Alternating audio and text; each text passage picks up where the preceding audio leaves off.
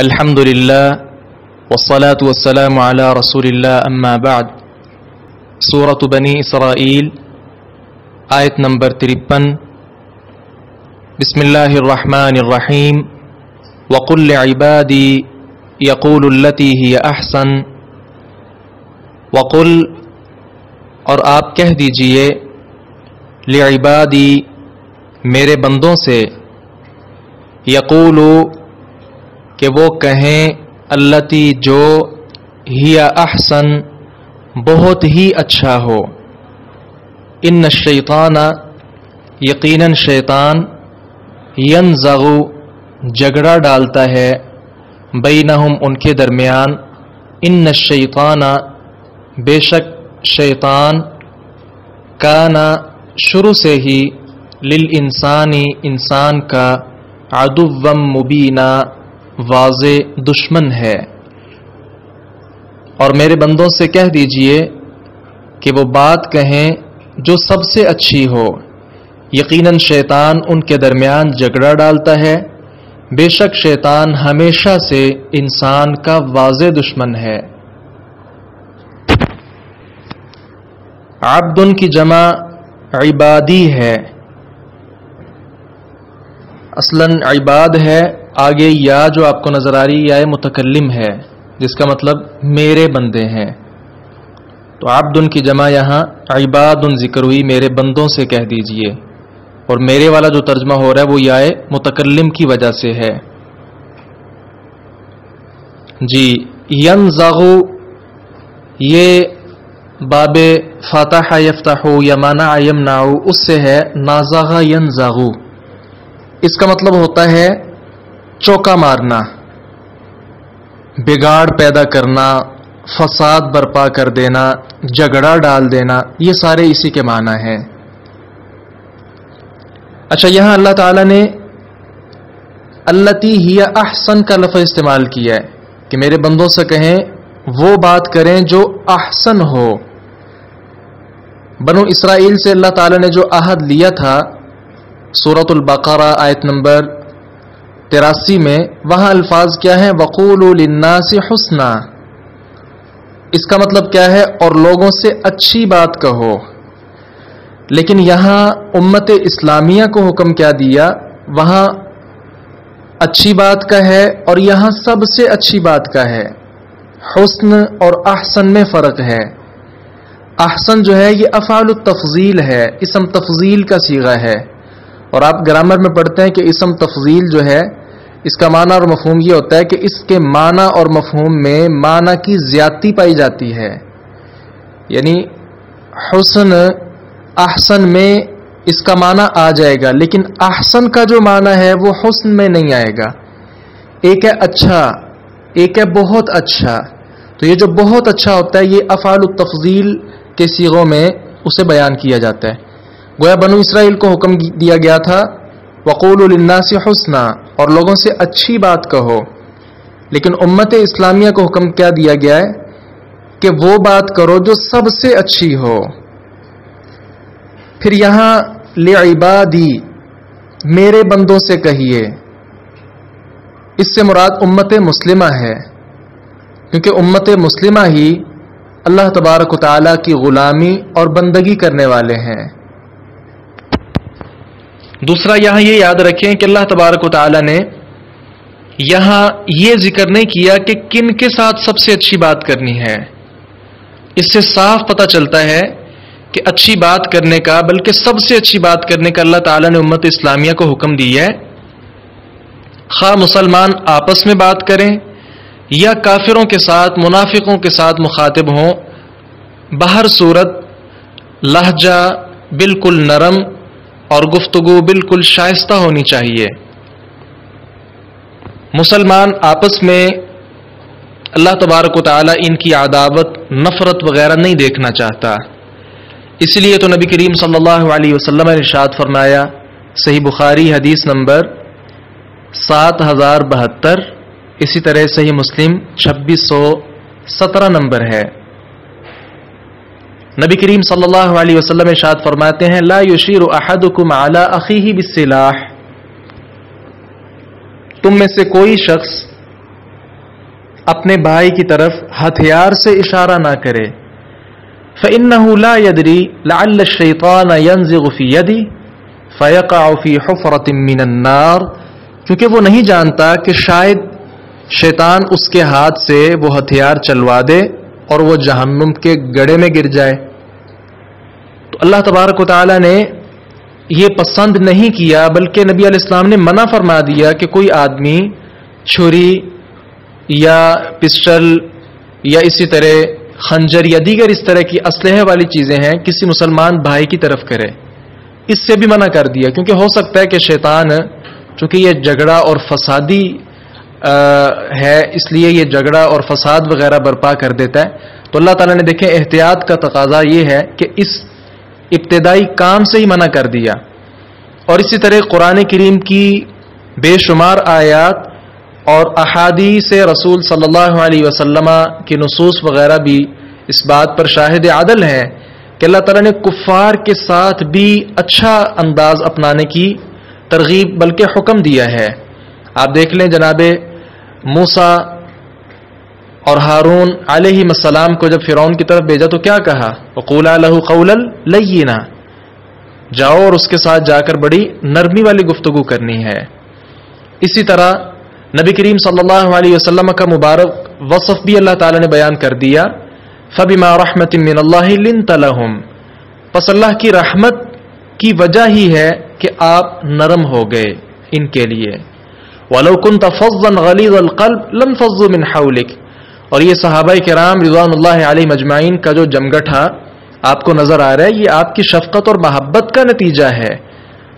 اے اللہ کے نبی، اگر آپ بھی بہت زیادہ سخت دل جھگڑالو ہوتے تو یہ سارے صحابہ آپ کے پاس نہ بیٹھتے.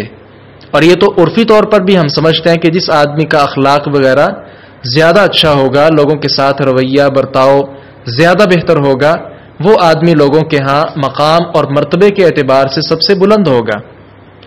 پھر اللہ تعالی نے کافروں کے معبود اگرچہ وہ باطل ہیں لیکن اللہ تعالی نے ان کو برا کہنے سے بھی منع کر دیا. لا تسبوا الذين يدعون من دون الله فيسبوا الله عدوا بغير علم، اللہ تعالی نے منع کر دیا کہ تم کافروں کے جو معبودان باطلہ ہیں ان کو برا مت کہو. کیوں؟ آپ ان کو برا کہو گے وہ زیادتی کرتے ہوئے ظلم کرتے ہوئے تمہارے معبود برحق کو برا کہنا شروع کر دیں گے. اور پھر اس میں یاد رکھنے والی بات یہ ہے کہ سختی کا فائدہ بھی نہیں ہوتا، سختی کا خاطر خواہ فائدہ بھی نہیں ہوتا. ہمارے وہ بھائی وہ بھی اس آیت کریمہ پر بھائی اور بہنیں ضرور غور کریں کہ جو دعوت دیتے ہوئے سختی والا رویہ اپناتے ہیں اور جو افراد دعوت قبول نہیں کرتے ان کو جہنم کی وعیدیں سنانا شروع کر دیتے ہیں اور بالکل صاف الفاظ میں فتویٰ بازی شروع کر دیتے ہیں کہ تم یقینی طور پر جہنمی ہو وغیرہ، اس طرح کے کلمات کہنا شروع ہو جاتے ہیں. اس کے متعلق یاد رکھیے صحیح مسلم حدیث نمبر 2621، اسی طرح دیگر کئی احادیث کی کتب میں مختلف الفاظ کے ساتھ یہ واقعہ ملتا ہے کہ ایک آدمی نے جو بنو اسرائیل کا شخص تھا وہ اپنے دوست کو سمجھاتا رہتا تھا کہ اللہ کی جو پرستش ہے وہ کرو، لیکن وہ نہ سمجھتا. بالآخر تنگ آ کر اس نے کیا کہا کہ اللہ کی قسم ہے اللہ تمہیں نہیں بخشے گا. کیا مطلب؟ تمہیں جہنم میں داخل کرے گا. تو اللہ تعالیٰ کو یہ بات بڑی عجیب لگی. فوراً اللہ تعالیٰ نے کیا فرمایا کہ یہ آدمی کون ہوتا ہے ایسی باتیں کرنے والا کہ میں فلاں کو نہیں بخشوں گا. فإنی قد غفرت لفلان، میں نے فلاں آدمی کو تو یقینی طور پر بخش دیا ہے. وأحبطت عملک، لیکن تیرے عمل میں نے سارے برباد کر دیے ہیں. گویا اس کے ساتھ انسان کے اپنے اعمال برباد ہو جاتے ہیں اگر لوگوں پر فتویٰ بازی شروع کر دی جائے کہ تم چونکہ دین اسلام کے فلاں حکم پر عمل نہیں کر رہے لہذا تم کافر ہو گئے ہو، منافق ہو گئے ہو، تم نے فلاں موقع پر جھوٹ بولا تھا اور جھوٹ تو منافقین کی صفات میں ہے لہذا تم آج سے پکے منافق ہو گئے. اس طرح کی باتیں کرنا، دیکھیں ہم یہ کہہ سکتے ہیں کہ بھائی آپ جو بار بار جھوٹ بولتے ہیں یہ منافقوں کی خصلتیں ہیں، آپ اس سے اجتناب کریں. لیکن اگر آپ فوری طور پر فتویٰ لگا دیں گے کہ تم منافق ہو گئے ہو، وہ کہے گا ٹھیک ہے میں منافق ہی صحیح، اپنے کام سے کام رکھو. کوئی سختی کا کوئی فائدہ نہیں ہوتا. پھر امی جان سیدہ عائشہ صدیقہ رضی اللہ عنہا والی جو حدیث بڑی خوبصورت ہے، نبی کریم صلی اللہ علیہ وسلم نے جب ان کو نصیحت کی تو کیا فرمایا تھا؟ علیک بالرفق، نرمی اختیار کیا کرو. پھر آپ نے فرمایا کہ نرمی اختیار کرنے کے ساتھ چیزیں جو ہیں وہ اللہ تبارک و تعالیٰ بہت زیادہ ان میں آسانی والے معاملات رکھ دیتا ہے، لیکن جو سختی ہوتی ہے یہ معاملے کو یقینی طور پر عیب ناک کر دیتی ہے.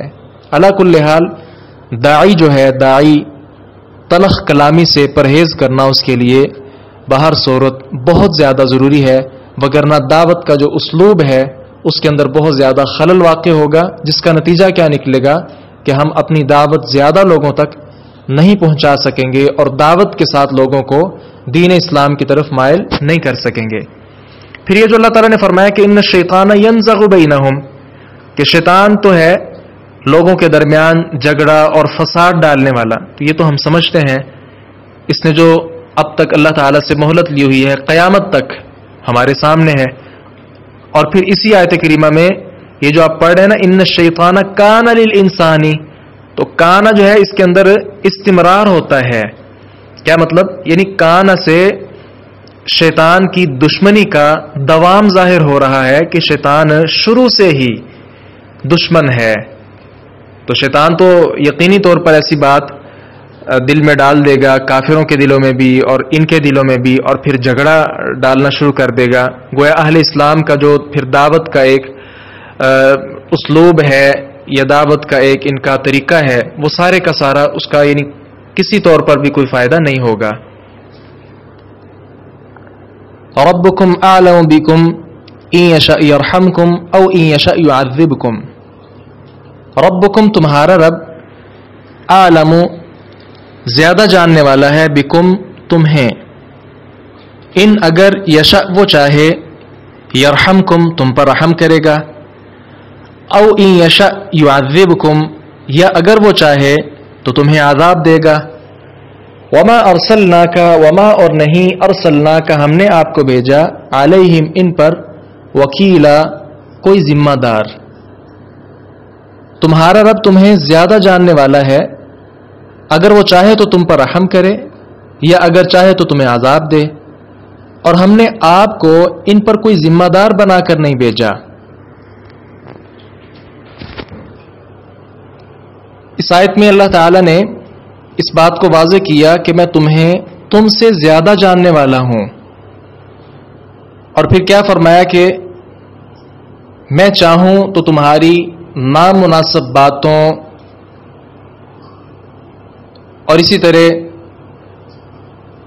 معیوب قسم کے کاموں کے باوجود بھی تم پر فضل اور رحمت اپنی کرتا رہوں. او ان یشاء یعذبکم، اس سے کیا پتہ چلتا ہے کہ اللہ تبارک و تعالی اپنے عدل کی بنا پر تمہارے گناہوں کی پاداش میں تمہیں عذاب بھی دے. تو اس آیت کا تعلق جو ہے علماء مفسرین نے اس میں وسعت رکھی ہے کہ اگر اس آیت کا تعلق مشرکین کے ساتھ ہے تو پھر رحم کا مطلب کیا ہوگا؟ قبول اسلام، کہ یہ اللہ پر ہے کہ اللہ تعالیٰ تم پر رحم کرے. کیا مطلب؟ تمہیں اسلام کی ہدایت دے دے. اور عذاب سے مراد کیا ہے کہ تم چونکہ اللہ کی نافرمانیاں کرتے ہو، شرک کرتے ہو، اس کے ساتھ بڑے بڑے گناہ کرتے ہو، لہذا عدل کا تقاضا کیا ہے کہ تمہیں عذاب دیا جائے، لہذا اللہ تعالیٰ اگر چاہے تو تمہیں عذاب دے دے. اسی طرح اگر اس آیت کریمہ کا تعلق اہل اسلام کے ساتھ ہے تو پھر رحم سے مراد کیا ہوگا؟ پھر رحم سے مراد یہ ہوگا کہ کفار کی جو سازشیں ہیں، جیسا کہ نبی کریم صلی اللہ علیہ وسلم کے دور میں مختلف قسم کی سازشیں کرتے کافر، کبھی نعوذ باللہ ثم نعوذ باللہ نبی کریم صلی اللہ علیہ وسلم کے قتل کے منصوبے بناتے، کبھی صحابہ کرام کو پریشان کرنے کے جو ہے وہ نتیجے بناتے، اپنے سوچتے. تو اس کے متعلق یعنی اللہ تبارک و تعالیٰ تم پر رحم کرے گا کا کیا مطلب ہے کہ ان کے مکر اور فریب اور ان کی جو تدابیر ہیں ان سے آپ کو محفوظ رکھے گا. اور عذاب کا مطلب کیا ہوگا؟ عذاب کا مطلب یہاں یہ ہے کہ تمہاری سستیوں کی وجہ سے، جذبہ جہاد چھوڑنے کی وجہ سے اللہ تبارک و تعالیٰ کی مسلسل نافرمانی، فسق و فجور، ان چیزوں کی پاداش میں اللہ تبارک و تعالیٰ کافروں کو تم پر مسلط کر دے گا. اور اس وقت صورتحال یہی ہے، اللہ تعالیٰ معاف فرمائے. آیت کے دوسرے حصے میں جو فرمایا وما ارسلناک علیہم وکیلا، اس میں نبی کریم صلی اللہ علیہ وسلم کے لیے تسلی ہے. آپ اصلاً پریشان ہو جاتے تھے جب دعوت دیتے، اگر کوئی قبول نہ کرتا، حلقہ بگوش اسلام نہ ہوتا تو نبی کریم صلی اللہ علیہ وسلم کو پریشانی ہوتی تھی.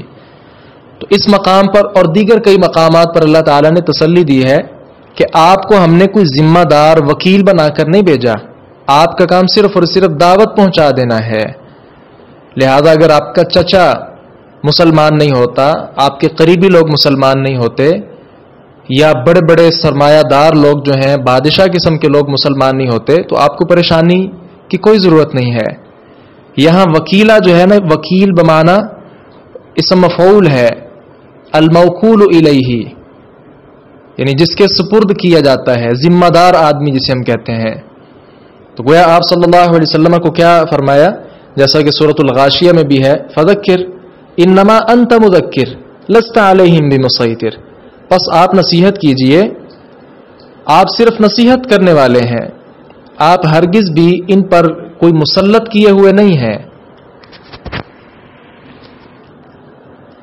وَرَبُّكَ أَعْلَمُ بِمَنْ فِي السَّمَاوَاتِ وَالْأَرْضِ، وَرَبُّكَ اور آپ کا رب، أَعْلَمُ زیادہ جاننے والا ہے، بمن اسے جو فی السماوات آسمانوں میں ہے، والارض اور زمین میں ہے، وَلَقَدْ اور بلا شبہ یقیناً، فضلنا ہم نے فضیلت دی، بعض النبیین بعض نبیوں کو، علی بعض بعض پر، وآتینا اور ہم نے دی داؤد علیہ السلام کو زبورا زبور. اور آپ کا رب ان کو زیادہ جاننے والا ہے جو آسمانوں اور زمین میں ہیں، اور بلا شبہ یقیناً ہم نے بعض انبیاء کو بعض پر فضیلت بخشی ہے، اور ہم نے داؤد علیہ السلام کو زبور عطا کی ہے. جی، وَرَبُّكَ أَعْلَمُ بِمَنْ فِي السَّمَاوَاتِ وَالْأَرْضِ، اس کا مطلب کیا ہے کہ اللہ تبارک و تعالی لوگوں کے احوال کو ان سے بڑھ کر زیادہ جاننے والا ہے. زمین و آسمان میں جتنی چیزیں ہیں، اللہ تبارک و تعالی ہر چیز کو خوب جانتا ہے، ان کی ضرورتوں کو، ان کے احوال کو سمجھتا ہے، کون نیک ہے، کون نیک نہیں ہے، کون ایمان کو اختیار کرے گا، اور کون جو ہے وہ کفر و شرک کا راستہ استعمال کرے. تو یہ ساری چیزیں اللہ تبارک و تعالیٰ کے ہاں بالکل واضح ہیں. پھر یہاں سے ایک یہ بات سمجھانا چاہیے کہ اللہ تبارک و تعالیٰ ہی زیادہ جانتا ہے کہ کون لوگ اسلام قبول کریں گے اور کون سے لوگ اسلام کی نعمت سے محروم رہیں گے. لہذا اے نبی صلی اللہ علیہ وسلم اور اے اہل اسلام، آپ کو پریشان ہونے کی ضرورت نہیں ہے کہ آپ دعوت دیتے ہیں تو کوئی آدمی اسلام قبول نہیں کرتا. تو یہ اللہ تبارک و تعالیٰ زیادہ جانتا ہے کس نے اسلام قبول کرنا ہے، کس نے نہیں کرنا.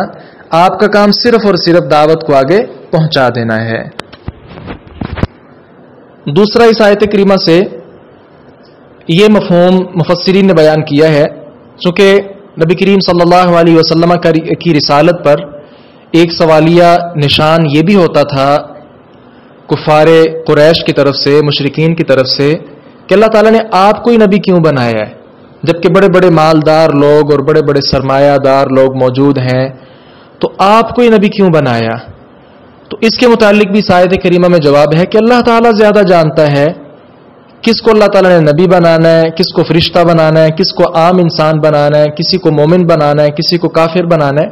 تو یہ اللہ تعالیٰ کے اختیار میں ہے. نبوت اور رسالت کا خصوصی طور پہ شرف کس کو عطا کرنا ہے، سورۃ الحج آیت نمبر 75 میں بھی فرمایا، اللہ یصطفی من الملائکۃ رسلا ومن الناس، اللہ تعالیٰ فرشتوں میں سے پیغام پہنچانے والے چنتا ہے اور لوگوں میں سے بھی. تو گویا یہ اللہ تبارک و تعالیٰ پر ہے. یہ مال اور اس طرح کی چیزیں وہ سامنے نہیں رکھی جاتی دولت دیکھ کر. گویا نبی بنانے کا جو انتخاب ہے اس کا معیار دنیا کی دولت یا حکومت سربراہی وغیرہ نہیں ہے، بلکہ یہ اللہ تبارک و تعالیٰ ہی چنتا ہے. اب فرشتے اور بھی ہیں، لیکن جو مقام اللہ تعالیٰ نے جناب جبریل علیہ السلام کو دیا وہ کسی اور کو نہیں ہے.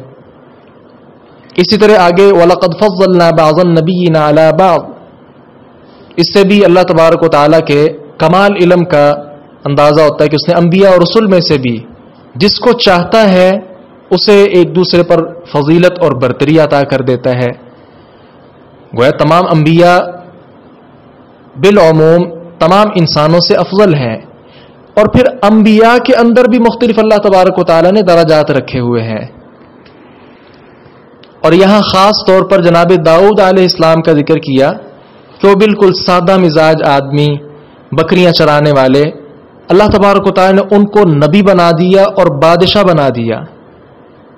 اب کوئی کہہ سکتا ہے اس وقت بھی اصلاً داؤد علیہ السلام کا ذکر ایک تو اس مناسبت سے کیا گیا اور دوسرا اس مناسبت سے بھی کیا گیا کہ مشرکین مکہ کے جو اعتراضات تھے نا، وہ داؤد علیہ السلام پر جو اعتراضات ہوئے ان کے قریب قریب تھے. اس وقت بھی یہی اعتراضات ہوئے ہوں گے، جس طرح مفسرین نے بیان کیا کہ داؤد علیہ السلام ایک بکریاں چرانے والے سادہ مزاج آدمی ہیں، تو ان کو نبی کیسے بنا دیا اور وہ بادشاہ کیسے بن گئے.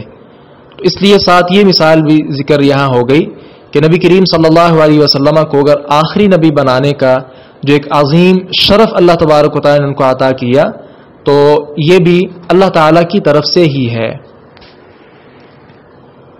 انبیاء کرام علیہم الصلاۃ والسلام کے آپس میں بھی درجات ہیں. یہ کئی لوگ سوال کرتے ہیں اور ایک اشکال ہے باقاعدہ طور پر. اب قرآن کریم کی آیات جیسا کہ ہی آپ نے پڑھی ہے، اللہ تعالیٰ کیا فرماتے ہیں؟ وَلَقَدْ فَضَّلْنَا بَعْضَ النَّبِيِّينَ عَلَى بَعْضٍ، ہم نے بعض انبیاء کو بعض پر برتری عطا کی ہے.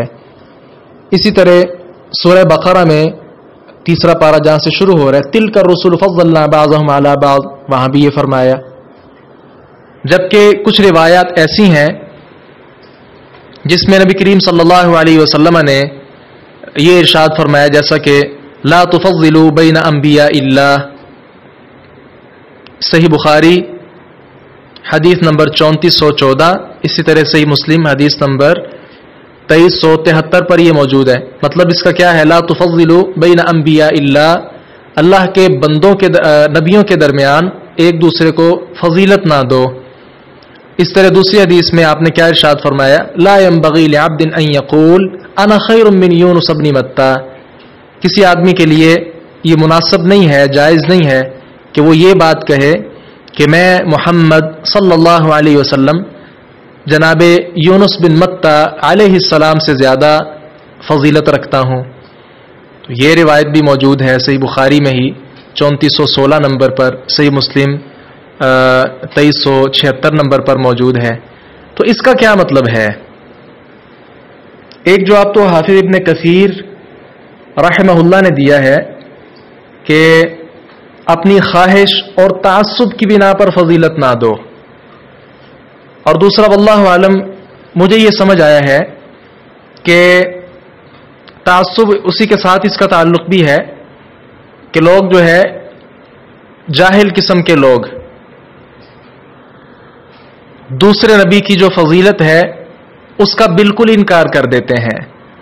جیسا کہ اب یہ جو روایت جس میں آپ نے فرمایا کہ موسیٰ علیہ السلام کو مجھے موسیٰ علیہ السلام پر فضیلت نہ دو، تو اس کا جواب یہ بھی ہو سکتا ہے کہ عام آدمی ہے، جاہل آدمی، وہ نبی کریم صلی اللہ علیہ وسلم کا مقام بیان کرتے ہوئے جناب موسیٰ علیہ السلام کا جو مقام ہے اس کے اندر تفرید کر سکتا ہے. قرآن کریم کی آیت بھی ہے نا سورۃ القلم میں، فاصبر لحکم ربک ولا تکن کصاحب الحوت. نبی علیہ السلام کو کیا کہا جا رہا ہے کہ آپ مچھلی والے کی طرح نہ ہو جائیں، جناب یونس علیہ السلام کی طرح آپ نہ ہو جائیں. تو آپ نے یہ بات اس لیے ارشاد فرمائی تاکہ موسیٰ علیہ السلام کا جو مقام و مرتبہ ہے اس کے اندر کوئی کمی نہ کر دے. باقی یہ جو بات ہے نا برتری کی، یہ تو قرآن کریم کی آیات اور ایک آیت کریمہ ابھی آپ پڑھ رہے ہیں، اس کے علاوہ دیگر احادیث بھی اس پر شاہد عدل ہیں، بلکہ بعض آثار بھی ملتے ہیں. اور سمجھنے کے لیے یہ بھی کہا جا سکتا ہے کہ نبی کریم صلی اللہ علیہ وسلم نے ایسی بات تواضع، عاجزی، انکساری اختیار کرتے ہوئے کہی ہے. تو اس کا بعض آثار بھی ملتے ہیں، جیسا کہ جناب ابو بکر صدیق رضی اللہ عنہ ارشاد فرماتے ہیں جب انہیں بنایا گیا نا خلیفہ، تو اس وقت وہ فرماتے ہیں ولیتکم ولست بخیرکم، مجھے آپ کا والی بنا تو دیا گیا ہے، یعنی میں آپ کا خلیفہ تو بن گیا ہوں، لیکن وَلَسْتُ بِخَيْرِكُمْ، آپ کے جو بڑے معزز افراد ہیں نا، میں تو ان تک بھی نہیں پہنچتا، یعنی میرا مقام و مرتبہ بہت کم ہے، جبکہ آپ کے اندر بہت بڑے بڑے اصحاب خیر جو ہیں، اللہ تعالیٰ والے، اللہ تعالیٰ کی جو ہے صفات بیان کرنے والے، نبی علیہ السلام پر زیادہ ایمان رکھنے والے موجود ہیں۔ تو یہ انہوں نے تواضع، عاجزی، انکساری اختیار کرتے ہوئے کلمات کہے ہیں، جبکہ ہم سب جانتے ہیں کہ جناب ابو بکر صدیق رضی اللہ عنہ کا مقام و مرتبہ تمام انبیاء کے بعد سب سے زیادہ ہے، اور یہ امام ابو داؤد کی کتاب ہے الزہد کے نام سے، اس کی جلد نمبر 1 صفحہ نمبر 56 اور روایت نمبر 32 پر یہ آپ کو مل جائے گا جناب ابو بکر صدیق رضی اللہ عنہ کا قول۔ تو سفیان فرماتے ہیں، جو راوی حدیث ہیں، بلغنا عن الحسن انه قال بلا والله انه لخيرهم ولكن المؤمن يهزم نفسه۔ سفیان فرماتے ہیں کہ ہمیں جناب حسن سے یہ بات پہنچی ہے، حسن فرماتے ہیں کہ کیوں نہیں، بلا واللہ، اللہ کی قسم ہے، انه لخيرهم، ابو بکر صدیق رضی اللہ عنہ تمام صحابہ میں زیادہ مقام رکھنے والے ہیں، اور وجہ بیان کر دی کہ مومن آدمی جو ہے وہ اپنے آپ کو کم کر کے ہی بیان کرتا ہے۔ تو گویا جن روایات میں یہ الفاظ ہیں کہ نبی علیہ السلام نے فرمایا لا تفضلوا بین انبیاء اللہ، یا آپ نے فرمایا لا ينبغي لمؤمن ان يقول انا خیر من یونس بن متى، تو ان روایات کا تعلق جو ہے اس کے مختلف جواب دیے گئے ہیں۔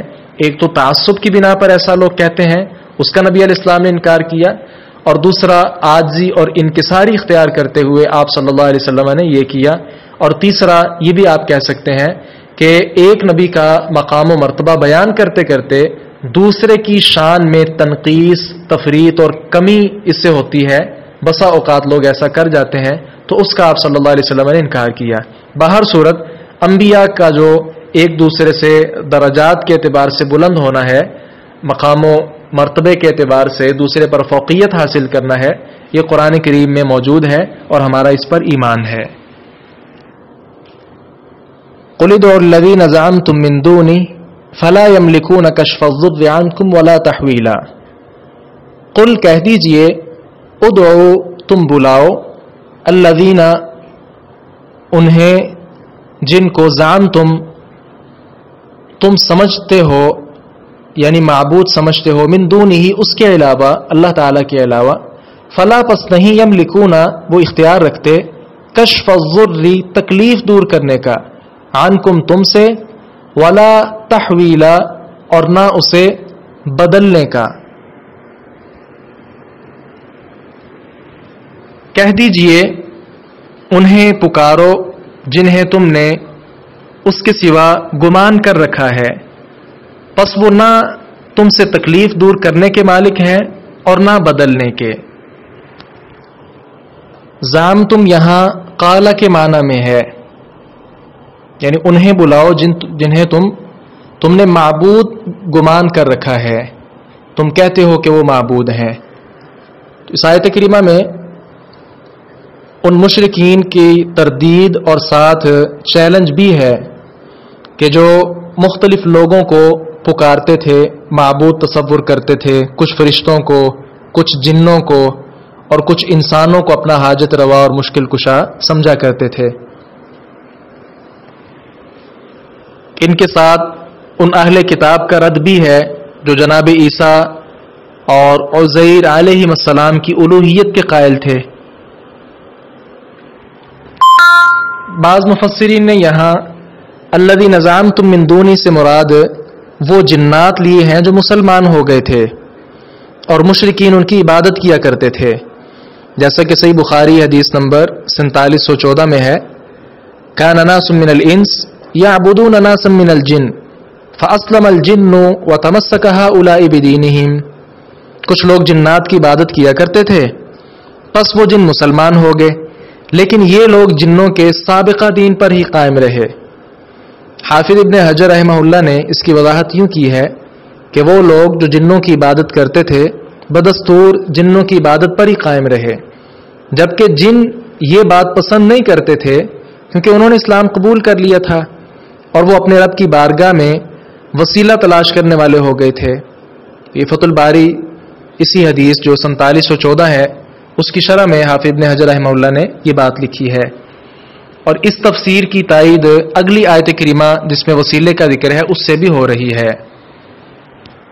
موجودہ دور میں بعض لوگوں سے یہ بات سننے میں ملی ہے، بجائے اس کے کہ وہ اللہ تبارک و تعالیٰ کے چیلنج کو چیلنج سمجھیں اور چیلنج سمجھ کر، چونکہ جواب نہیں دے سکتے، اللہ کے چیلنج کا مقابلہ کون کر سکتا ہے، تو بجائے اس کے کہ وہ ایمان لائیں، الٹی سیدھی باتیں کرنا شروع کر دیتے ہیں۔ مثال کے طور پر زلزلہ جب آتا ہے یا طوفان جب آتا ہے یا بہت بڑی وبا کا لوگ شکار ہو جاتے ہیں، تو جب ان سے کہا گیا کہ اپنے معبودان باطلہ جنہیں تم معبود تصور کرتے ہو انہیں بلاؤ اور کہو اس وبا کو ٹالیں، زلزلہ جو ہے اس کو دور کریں، تو اس وقت یہ خناس قسم کے لوگ آگے سے وہی دعویٰ مسلمانوں پر دھر دیتے ہیں، اہل توحید پر دھر دیتے ہیں کہ فلاں جگہ جو عذاب آیا ہے تو چلیں ہمارے معبود نہیں تو تم اپنے معبود سے کہو کہ وہ عذاب کو ٹال کر دکھائے۔ تو ان سے جواب یہ دینا چاہیے کہ اللہ تبارک و تعالی نے سورۃ الانعام آیت نمبر 7 میں کیا فرمایا، وَإِن يَمْسَسْكَ اللَّهُ بِضُرٍّ فَلَا كَاشِفَ لَهُ إِلَّا هُوَ، کہ یہ مصیبت آئی اللہ کی طرف سے ہے، وبا اللہ کی طرف سے آئی ہے، لہذا اب اللہ کو نہیں، وہ تو اللہ تعالی نے وضاحت کر دی کہ میں ہی اس کو تبدیل کروں گا۔ معبودان باطلہ کا اسی وقت یعنی ہم سمجھ پائیں گے کہ جب وہ اللہ تبارک و تعالیٰ کی طرف سے بھیجی ہوئی وبا کو ٹال سکیں۔ یا اللہ تعالیٰ نے کیا یہاں فرمایا کہ یا اس کو ٹال دیں، اس وبا کو، تکلیف کو، یا اور جو چیز ہے، ولا تحویلا، تحویل کی بھی اللہ تعالیٰ نے نفی کر دی کہ وہ ایک جگہ سے دوسری جگہ بھی منتقل نہیں کر سکتے۔ مثال کے طور پہ ایک ملک میں وبا آئی، اب یہ معبودان باطلہ اس ملک سے وبا کا خاتمہ تو نہیں کر سکتے، دوسرا بھی اللہ تعالیٰ نے انکار کر دیا کہ ایک ملک سے دوسرے ملک تک اس وبا کو منتقل بھی نہیں کر سکتے، گویا اس کی طاقت بھی ان کے اندر موجود نہیں ہے۔ اولئک الذین یدعون یبتغون الی ربہم الوسیلہ، اولئک وہ لوگ جنہیں، الذین جنہیں، یدعون وہ پکارتے ہیں، یبتغون وہ تلاش کرتے ہیں، الی ربہم الوسیلہ اپنے رب کی طرف وسیلہ، ایہم ان میں سے کون، اقرب زیادہ قریب ہے، ویرجون اور وہ امید رکھتے ہیں، رحمتہ اس کی رحمت کی، ویخافون عذاب اور وہ اس کے عذاب سے ڈرتے ہیں، ان عذاب ربک بے شک آپ کے رب کا عذاب، کان محظورا شروع سے ہی ڈرایا ہوا ہے۔ وہ لوگ جنہیں یہ پکارتے ہیں وہ خود اپنے رب کی طرف وسیلہ ڈھونڈتے ہیں جو ان میں سے زیادہ قریب ہیں، اور اس کی رحمت کی امید رکھتے ہیں اور اس کے عذاب سے ڈرتے ہیں۔ یقیناً آپ کے رب کا عذاب وہ ہے جس سے ہمیشہ ڈرا جاتا ہے۔ وسیلہ جو ہے اس کا مطلب قرب ہے، قریب ہونا۔ پچھلی آیت میں جو تفسیر ہم نے کی صحیح بخاری کی حدیث کو سامنے رکھتے ہوئے کہ جنوں کی لوگ عبادت کرتے تھے، تو اس آیت کریمہ سے بھی اس تفسیر کی تائید ہو رہی ہے کہ جن کی یہ عبادت کرتے ہیں در حقیقت وہ توبہ طائب ہو کر اللہ کا قرب حاصل کرنا چاہتے ہیں، اللہ کی طرف وسیلہ پکڑنا چاہتے ہیں۔ مشرکین کی طرف سے وضاحت بھی ملتی ہے کہ ہم ان کی عبادت نہیں کرتے الا لیقربونا الی اللہ زلفا، کہ وہ ہمیں اللہ کے قریب کر دیں گے۔ در حقیقت صورتحال کیا ہے کہ اللہ تعالیٰ کے جتنے فرشتے ہیں، انبیاء، صلحاء وغیرہ، وہ خود اپنے رب کا قرب حاصل کرنا چاہتے ہیں، یعنی ان میں سے وہ جو اللہ تعالیٰ کے زیادہ قرب رکھنے والے ہیں وہ اس کا مزید قرب چاہتے ہیں، اس کی رحمت کی مزید امیدوار ہیں اور اس کے عذاب سے ڈرتے ہیں۔ تو جب وہ سب لوگ جنہیں مشرکین مدد کے لیے پکارتے ہیں وہ خود اللہ کے زیادہ سے زیادہ قریب ہونے کے متلاشی ہیں اور اس کی رحمت کے زیادہ سے زیادہ امیدوار ہیں اور بہت زیادہ عذاب سے ڈرتے ہیں، تو پھر انہیں پکارنے اور ان سے مدد مانگنے کا کیا فائدہ ہوگا؟ یہ سمجھنے والی بات ہے۔ موجودہ دور میں پہلے والی روش دوبارہ آ چکی ہے۔ مختلف قسم کے لوگ جو فوت شدہ لوگوں کا ان کے نام کی نظر و نیاز، قبروں پر غلاف چڑھانا، میلے جمانا، مردوں سے استمداد اور استغاثہ کرنا، مدد طلب کرنا یا انہیں پکارنا، تو یہ وسیلہ نہیں ہے۔ وسیلہ کیا ہوتا ہے؟ حافظ ابن کثیر رحمہ اللہ لکھتے ہیں والوسیلۃ ہی التی یتوسل بها الی تحصیل المقصود، اور ساتھ فرماتے ہیں لا خلاف بین المفسرین، مفسرین کے ہاں اس بات میں کوئی اختلاف نہیں ہے کہ وسیلہ ایسی ہی چیز کو کہتے ہیں جس کے ذریعے مقصود تک پہنچا جائے۔ وسیلہ جو ہے اس کے متعلق بات آ گئی تو یہ بات سمجھ لیں کہ جائز وسیلہ کون سا ہوتا ہے اور ناجائز وسیلہ کسے کہتے ہیں۔ واللہ عالم، میرے ذہن میں یا میرے علم کے مطابق جائز وسیلے کی 6 صورتیں ہیں۔ پہلی صورت یہ ہے کہ اللہ تبارک و تعالیٰ کے ناموں کے ساتھ وسیلہ لیا جائے، وَلِلَّهِ الْأَسْمَاءُ الْحُسْنَى فَادْعُوهُ بِهَا، اور اللہ تعالیٰ کے بڑے اچھے اچھے خوبصورت نام ہیں تو اس کے ساتھ ہی اسے اس میں پھر 2 قسمیں بنتی ہیں، ایک ہے مطلق اسماء اور ایک ہوتے ہیں مقید اسماء۔ مطلق جیسے نبی کریم صلی اللہ علیہ وسلم دعا کرتے تو 7 الفاظ کیا ہوتے؟ اسألک بکل اسم ہوا لک سمیت بہ نفسک، یعنی میں آپ کے اس نام کے ساتھ، ہر اس نام کے ساتھ یہ دعا کر رہا ہوں کہ جو آپ نے اپنا نام رکھا ہے۔ اور دوسرا کیا ہے؟ مقید اسماء، جیسے ولا یغفر الذنوب الا انت فاغفر لی، تو اللہ تعالیٰ چونکہ بخشنے والا ہے، اس کے بخشنے والے کو سامنے رکھتے ہوئے اسی کے ساتھ اس کو پکار۔ تو یہ 2 صورتیں ہیں ناموں کے وسیلے کی۔ یہ پہلی صورت ہوگی جائز وسیلے کی۔ دوسری صورت کیا ہے کہ اللہ تعالیٰ کی صفات کے ساتھ وسیلہ لیا جائے۔ اللہم انی اسألک باسمائک الحسنی وصفاتک العلیٰ، آپ کے اسماء حسنی اور بلند و بالا جو صفات ہیں ان کے ساتھ میں دعا کرتا ہوں، تو یہ دعا بھی مسنون ہے۔ اس میں پھر وہی مطلق اور مقید دونوں قسمیں بن جائیں گی، جیسے آپ نے فرمایا حینی ما علمت الحیات خیر لی، کہ جب تک میرا زندہ رہنا بہتر ہے تب تک مجھے زندہ رکھنا۔ اور مقید جیسے اللہم صلی علی محمد کما صلیت علی وغیرہ، تو یہ اس میں بھی 2 قسمیں بن جائیں گی۔ آگے تیسری صورت کیا ہے؟ اللہ اور اس کے رسول پر ایمان رکھنے کی بدولت اس سے دعا کرنا، جیسا کہ قرآن میں یا ربنا اننا سمعنا منادیا ینادی للایمان، آگے کیا ہے؟ ربنا فاغفر لنا ذنوبنا وکفر عنا سیئاتنا، کہ ہم نے چونکہ آپ پر، آپ کے رسول پر ایمان ہم رکھتے ہیں، لہذا اس کی بدولت آپ ہمارے گناہوں کو بخش دیں۔ تو ایمان کی بدولت بھی سوال کیا جا سکتا ہے، یہ بھی وسیلے کی تیسری قسم ہے۔ چوتھی قسم اور صورت کیا ہے؟ نیک کام کے ذریعے وسیلہ پکڑنا، جیسا کہ وہ معروف قصہ ہے، صحیح بخاری دیگر کئی احادیث میں موجود ہے، آپ سب بھی جانتے ہیں کہ وہ 3 افراد جو تھے مصیبت میں تھے، ان کے سامنے وہ غار میں تھے تو ایک پتھر آ گیا۔ اب اس مصیبت سے چھٹکارا کیسے پاتے؟ انہوں نے کہا کہ اپنے اپنے نیک اعمال سامنے رکھو اور ان کی بدولت اللہ تعالیٰ سے وسیلہ مانگو۔ ایک نے والدین کا ذکر کیا، اس میں والدین کی خدمت کا ذکر ہے، میں والدین کو سب سے پہلے دودھ کا پیالہ انہیں پیش کرتا، وہ ساری رات کھڑا رہا، ایک دن جب لیٹ ہو گیا، معروف واقعہ ہے۔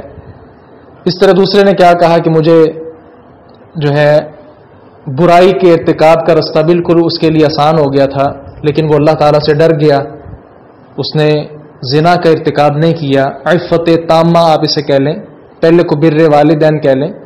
اور تیسرا کیا ہے؟ حجرت وفا، وہ جس کے پاس آیا تھا تو اس نے اجرت اس کو نہیں دی، اس نے لی نہیں، ناراض ہو گیا کسی بھی صورت، اس نے اس کا جو مزدوری بنتی تھی تو وہ جب لینے آیا تو وہی اس نے اپنی جو اس کی مزدوری بنتی تھی اسے جانوروں میں لگا دیا، اور جانور بے شمار بن گئے اس کے۔ جب وہ آیا اور آ کر کہنے لگا اللہ سے ڈرو اور میری مزدوری مجھے دو، اس نے کہا یہ سارے جانور تیرے ہیں۔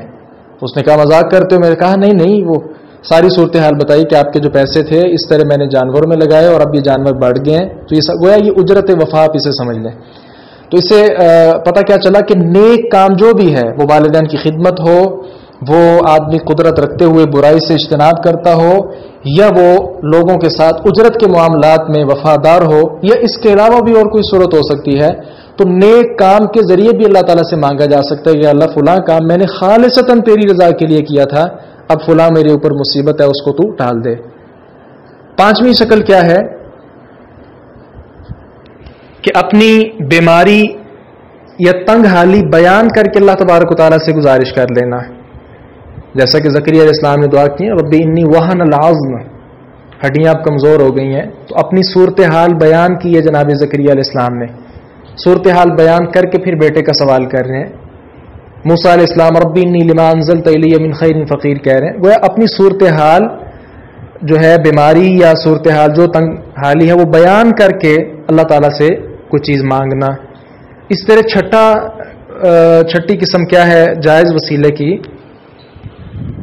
کسی نیک آدمی سے دعا کروا لی جائے، کسی نیک آدمی سے دعا کروا لی جائے، نیک آدمی کا زندہ ہونا یہ شرط ہے۔ اس کے متعلق بڑی خوبصورت روایت صحیح بخاری 1010 نمبر پر موجود ہے۔ عمر رضی اللہ عنہ کے دور میں دور خلافت میں قحط پڑ گیا تھا۔ نبی کریم صلی اللہ علیہ وسلم کے چچا جناب عباس رضی اللہ عنہ کی خدمت میں پیش ہوئے اور ان سے بارش کی دعا کی، اور ساتھ کیا فرمایا انہوں نے، اللہم انا کننا نتوسل الیک بنبینا صلی اللہ علیہ وسلم، اے اللہ ہم پہلے اپنے نبی صلی اللہ علیہ وسلم سے دعا کرواتے تھے جب وہ زندہ تھے، فتسقینا تو ہمیں بارش سے نوازتا تھا، وَإِنَّا نَتَوَسَّلُ إِلَيْكَ بِعَمِّ نَبِيِّنَا فَاسْقِنَا، اب چونکہ اللہ کے نبی ہم میں موجود نہیں ہیں لہذا ہم نبی کے چچا کو تیری بارگاہ میں بطور وسیلہ پیش کر رہے ہیں، فَاسْقِنَا تو ہمیں بارش دے۔ راوی فرماتے ہیں فَيُسْقَوْنَ تو پھر انہیں بارش دی گئی۔ تو نبی کریم صلی اللہ علیہ وسلم جب تک حیات تھے ان سے دعا کروائی جاتی رہی، جب حیات نہیں تھے تو پھر جناب عباس رضی اللہ عنہ جو آپ صلی اللہ علیہ وسلم کے چچا تھے ان سے جناب عمر بن خطاب رضی اللہ عنہ نے دعا کروائی ہے۔ تو اب بھی کسی نیک آدمی کے پاس جا کر ہم دعا کروا سکتے ہیں کہ آپ نیک آدمی ہیں، اللہ تعالیٰ یقیناً ہماری بھی سنتا ہے آپ کی بھی سنتا ہے، تو آپ ہمارے لیے دعا کر دیں۔ تو یہ عمر رضی اللہ عنہ کی سنت ہے، طریقہ ہے، بلکہ تمام صحابہ کرام کا طریقہ ہے کہ سارے صحابہ نبی علیہ السلام سے گزارش کیا کرتے تھے۔ جی یہ 6 صورتیں ہیں میرے علم کے مطابق جائز وسیلے کی۔ اس کے علاوہ ناجائز وسیلہ جو ہے ہمارے معاشرے میں جتنی صورتیں رائج ہیں، اللہ تعالیٰ معاف کرے، میت سے مطالبہ کرتے ہیں، اور اسی طرح نبی کے صدقے کے الفاظ بولتے ہیں، صحابہ کرام کے صدقے کے الفاظ بولتے ہیں، اور اس طرح کی جتنی صورتیں ہیں یہ ساری کی ساری ناجائز ہیں۔ اصلاً تو اس آیت کریمہ میں اللہ والے جو لوگ ہیں ان کا ذکر ہے کہ وہ اللہ کی طرف وسیلہ پکڑتے ہیں، تو سر رس میں نے مناسب سمجھا کہ چونکہ یہ ایک خاص مسئلہ ہے لہذا وسیلہ کی جائز شکلیں وہ بیان ہو جائیں۔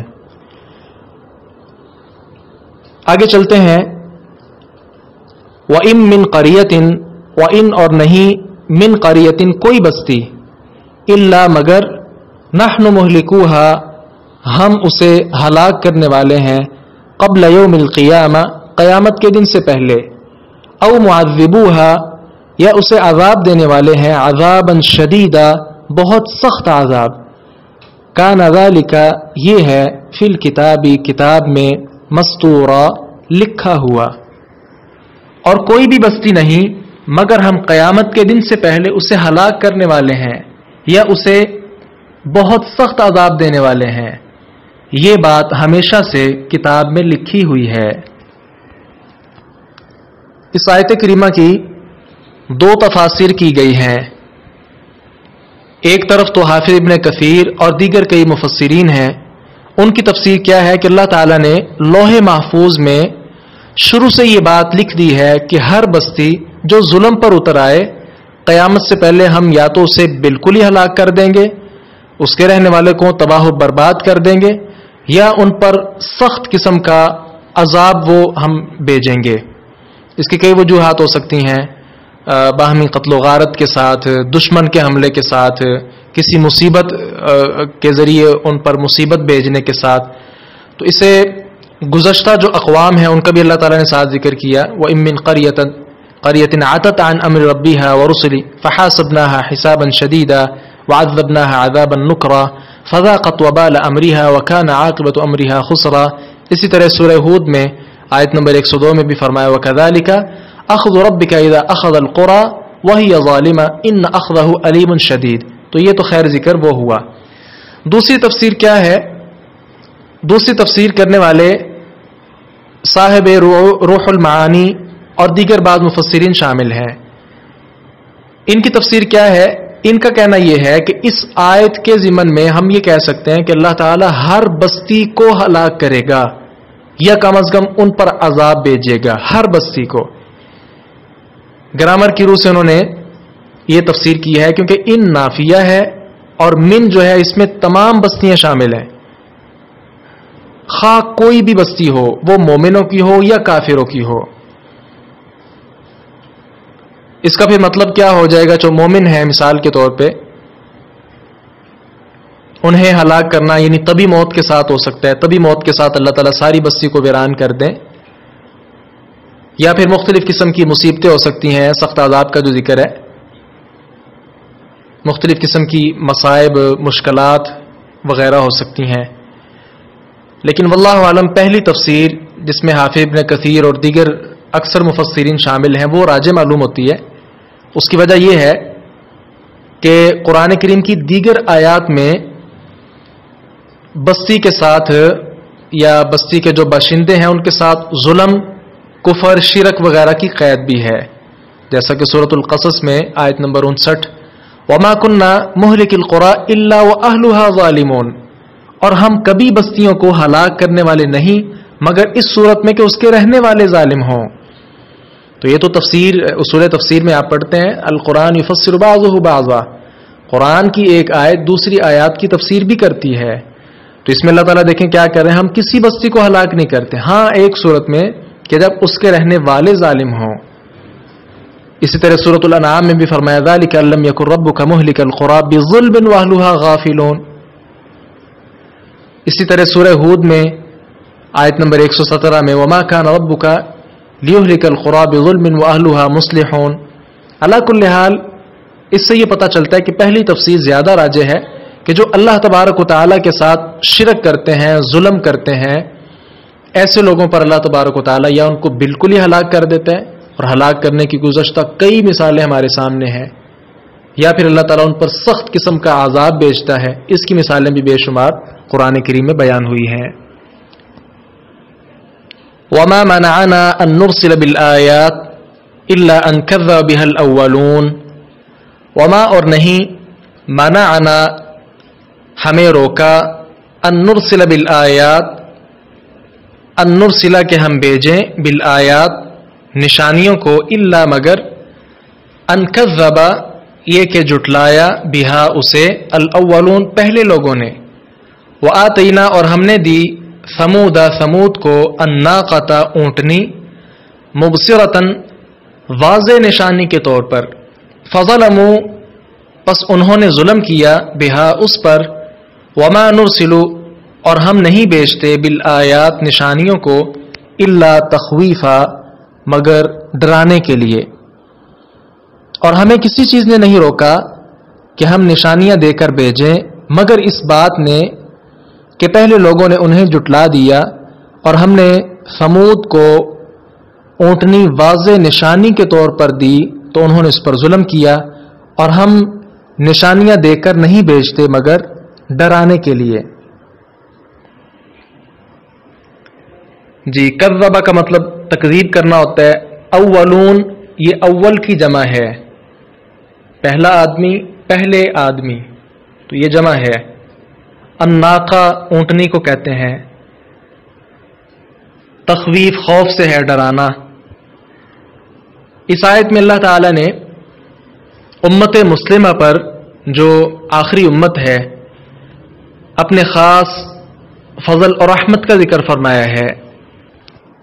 वो ये है कि अल्लाह तबारक व तआला का तरीका है, सुन्नत है कि जब बतौर निशानी अल्लाह ताला किसी चीज़ को भेज दें और फिर भी लोग उस पर ईमान ना लाएं, تو اللہ تبارک و تعالیٰ ایسے لوگوں کو پھر بالکل تباہ و برباد کر دیتے ہیں.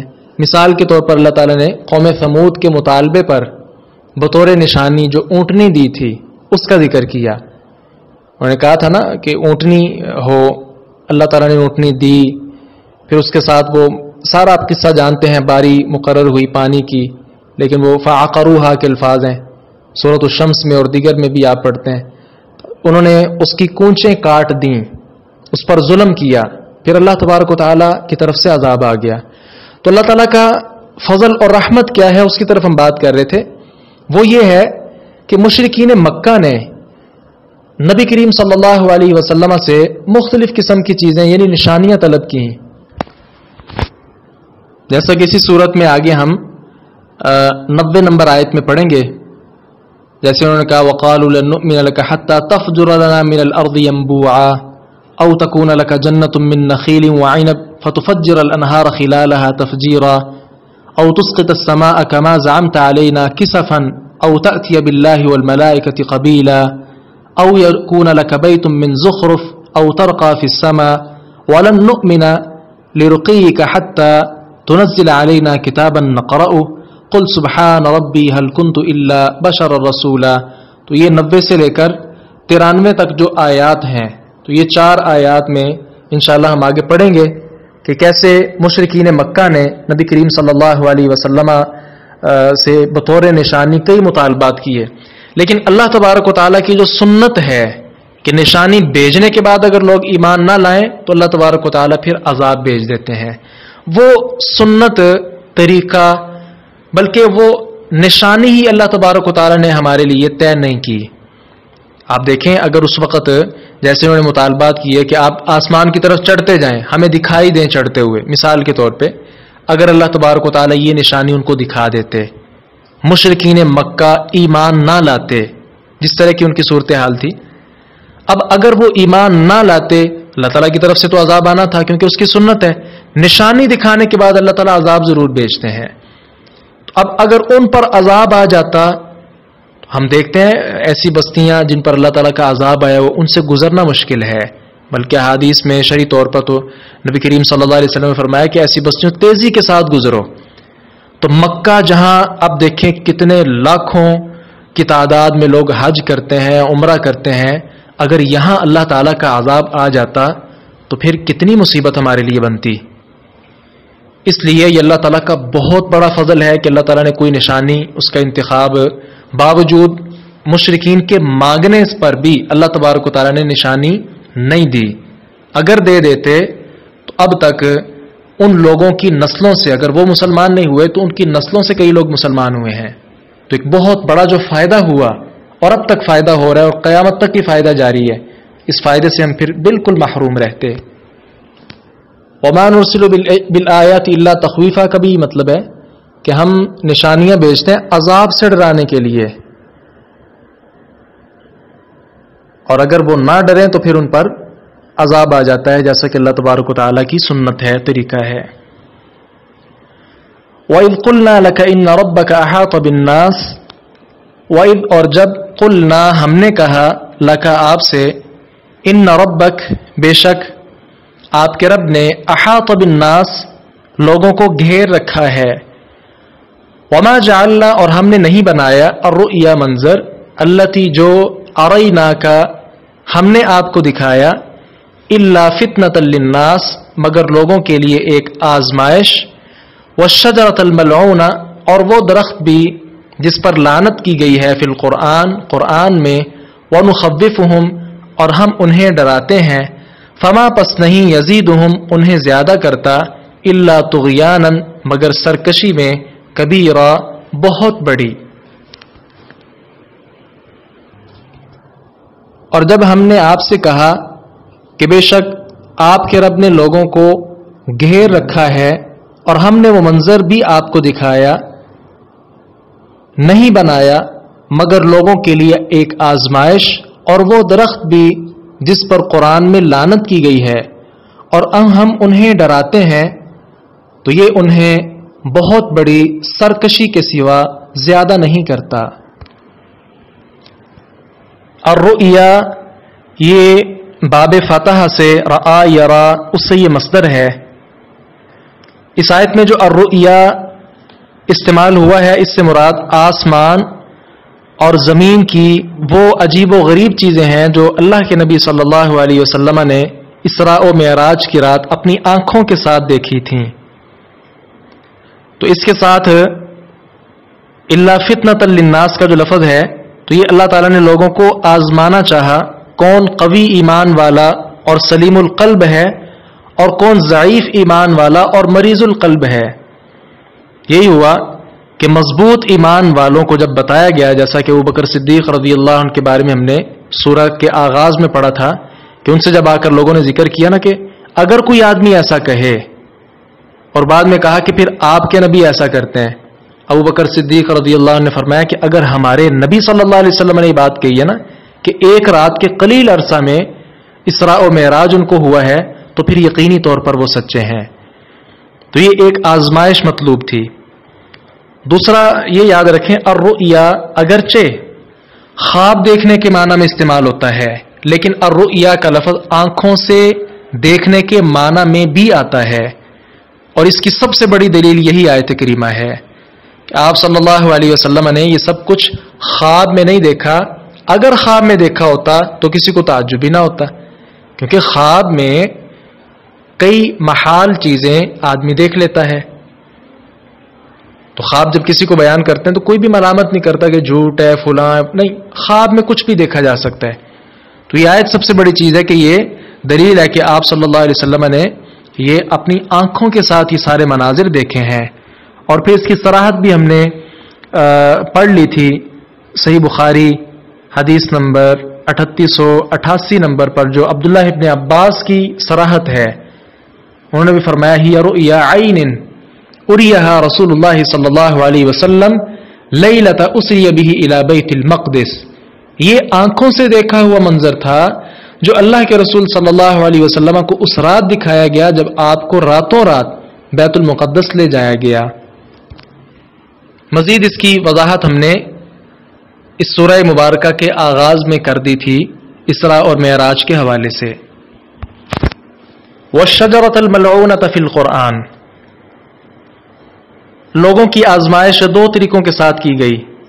ایک تو یہی جو ابھی ہم نے الرؤیا کا بیان کیا، اور دوسرا شجرہ ملعونہ کے ساتھ. قرآن کریم میں ایک ہی درخت ہے جس کے بارے میں یہ ذکر کیا گیا ہے. عبداللہ ابن عباس رضی اللہ عنہما کی روایت بھی جس میں انہوں نے اس کی تفسیر زقوم کے درخت کے ساتھ کی ہے وہ بھی موجود ہے. اور پھر زقوم کا جو درخت ہے قرآن کریم میں دو مرتبہ اس کا ذکر ہوا. ایک سورۃ الصافات میں جیسا کہ اذالک خیر نزلا ام شجرۃ الزقوم انا جعلناها فتنۃ للظالمین. دیکھیں یہاں بھی آزمائش کا اللہ تعالیٰ نے ذکر کیا ہے. انها شجرۃ تخرج فی اصل الجحیم طلعها کأنه رؤوس الشیاطین. اسی طرح سورۃ الدخان میں بھی اس کا ذکر ہوا ان شجرۃ الزقوم طعام الاثیم کالمہل یغلی فی البطون کغلی الحمیم. تو اس کے ساتھ بھی اللہ تعالی نے آزمائش میں لوگوں کو ڈالا، آزمائش کی لوگوں کی کہ دیکھیں ایک درخت جہنم کے اندر بھڑکتی ہوئی آگ میں کیسے رہ سکتا ہے. لیکن اہل ایمان الحمدللہ اللہ تعالیٰ کی طرف سے جو بھی بات آ جائے، پیارے نبی علیہ السلام جو بھی بات ارشاد فرمائے، وہ انسان کی سوچ میں، فکر میں، دماغ میں آئے یا نہ آئے. دیکھیں اہل ایمان کی صفات اللہ نے یہ بیان کی ہے نا، یؤمنون بالغیب، یہ غیب پر ایمان رکھتے ہیں. تو جو اللہ نے فرما دیا کہ یہ درخت جہنم میں ہوگا اس کا مطلب ہے کہ ہوگا. لیکن کافر لوگ جو ہیں جیسا کہ آگے بھی فرمایا نا کہ ہم یہ آزمائش وغیرہ بیان کر کے وَنُخَوِّفُهُمْ، ان کو ڈرانا چاہتے ہیں، لیکن صورتحال کیا ہے فما یزیدہم الا طغیانا کبیرا. بجائے اس کے کہ یہ اس طرح کی باتیں دیکھ کر آزمائش میں کامیاب ہو کر اللہ کے قریب ہوں، یہ مزید دور ہونا شروع کر دیتے ہیں. لو جی یہ کیسی باتیں کر رہے ہیں کہ جہنم میں درخت اگے گا. اللہ کل حال اللہ تعالیٰ اس سے آزمائش میں مبتلا کرنا چاہتے ہیں. پھر اہل ایمان جو ہیں وہ اللہ تعالیٰ کی آزمائش پر پورا اترتے ہیں، اور جو کافر ہیں وہ مزید سرکشی کے اندر بڑھ جاتے ہیں. یہاں سے ہم نے اپنے لیے خاص دعا بھی کرنی ہے کہ یا اللہ ہم آزمائشوں کے قابل نہیں ہیں. بس اوقات انسان اپنی عقل کو سامنے رکھ لیتا ہے، معاملات خراب ہو جاتے ہیں. تو ہم نے دعا یہ کرنی ہے کہ اللہ تعالیٰ ہم آزمائشوں کے قابل نہیں ہیں. اگر کوئی آزمائش میں ہمیں تو مبتلا کر بھی دے تو پھر ہمیں ثابت قدم رکھنا. کیوں؟ اس لیے کہ میں ذاتی طور پر بڑے بڑے ایسے لوگوں کو جانتا ہوں جو قرآن کریم پڑھنے والے، پڑھانے والے اور اپنے آپ کو بہت بڑا عالم سمجھنے والے، لیکن اللہ تعالیٰ کی آزمائش جب ان پر آتی ہے تو اس طرح کی باتیں کرتے ہیں کہ اللہ کی پناہ. تو یہ بہت بڑی ایک حساس ترین چیز ہے. اس لیے میں دعا کی درخواست کر رہا ہوں آپ سے بھی کہ ہم اللہ سے مل کر یہ دعا کریں کہ اللہ تبارک و تعالی ہمیں آزمائشوں میں نہ ڈالے. اگر کوئی آزمائش ہم پر بالفرض آ بھی جائے تو پھر اللہ تعالی ہمیں ثابت قدمی کی توفیق دے. ہم ایسے نہ ہوں جیسے مشرک کافر لوگ اللہ کی تعالیٰ کی جو نشانیاں ہیں یا جو آزمائش اللہ تعالیٰ کر رہے ہیں اس میں آ کر اللہ تعالیٰ کا انکار کر دیتے ہیں اور پھر گمراہ ہو جاتے ہیں. سبحانک اللہم و بحمدک اشہد ان لا الہ الا انت استغفرک و اتوب الیک.